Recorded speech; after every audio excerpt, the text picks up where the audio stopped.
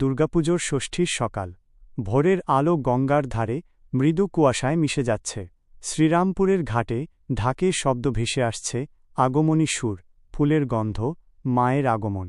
শুধু শ্রীরামপুর নয়, পৃথিবীর নানা প্রান্তে ছড়িয়ে ছিটিয়ে থাকা বাঙালিরা আজ একই অনুভূতিতে, মায়ের পূজা, অঞ্জলি আর একতার প্রার্থনা।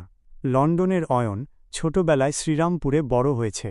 আজ সে বিদেশের ব্যস্ত জীবনে, কিন্তু ষষ্ঠীর দিনটি সে রাখে নিজের জন্য। কমিউনিটি হলে গিয়ে অঞ্জলি দেয়, মায়ের পায়ের কাছে ফুল রাখে। ফোনে মায়ের কণ্ঠ শোনে, মা দুর্গা এসেছেন, তুইও অঞ্জলি দে বাবা। অয়নের চোখে জল আসে, বিদেশের ভিড়ে এই কণ্ঠই তার ঘরের গন্ধ এনে দেয়। শ্রীরামপুরে একই সময় অয়নের মা বাবা গঙ্গার ধারে হাঁটছেন। গঙ্গার জলে প্রতিফলিত হচ্ছে আলো, মণ্ডপে সাজানো রঙিন আলপনা। মা বাবার সঙ্গে ছোট ছোট বাচ্চারা ধূপ আর ফুল বিলাচ্ছে।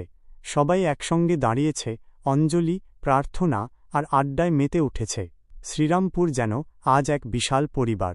ভিডিও ধন্যবাদের খনি শ্রমিক রবি সারা বছর কয়লার অন্ধকারে কাজ করে। আজ ছুটি পেয়েছে, মেয়ের হাত ধরে এসেছে শ্রীরামপুরে, প্রথমবারের মতো এত বড় পুজোয়। ঢাকের তালে তালে তার মেয়ের চোখ উজ্জ্বল হয়ে উঠছে। রবি মনে মনে বলছে, মা, খনির অন্ধকারে যারা কাজ করে তাদের জীবনেও যেন আলো আসে। মণ্ডপের ঢাক, ধূপের গন্ধ আর মানুষের ভিড়ে রবি, অয়ন আর অয়নের মা বাবা যেন অচেনা হয়েও এক সুতোয় বাঁধা। দূরত্ব, কাজ, শ্রেণী সব কিছু ভুলে আজ সবাই শুধু মায়ের সন্তান। প্রতিটি মুখে হাসি, প্রতিটি চোখে প্রার্থনা। মা দুর্গার শক্তি যেন সবার ভেতর ছড়িয়ে পড়ছে। ষষ্ঠীর আলোয় আজ পৃথিবীর নানা শহরের দূরত্ব মুছে গেছে।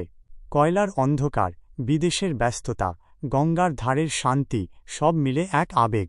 অয়ন আকাশের দিকে তাকিয়ে ফিসফিস করে বলল, মা না, তুমি আমাদের সবার শক্তি। আমরা যেখানেই থাকি তুমি আমাদের এক করো।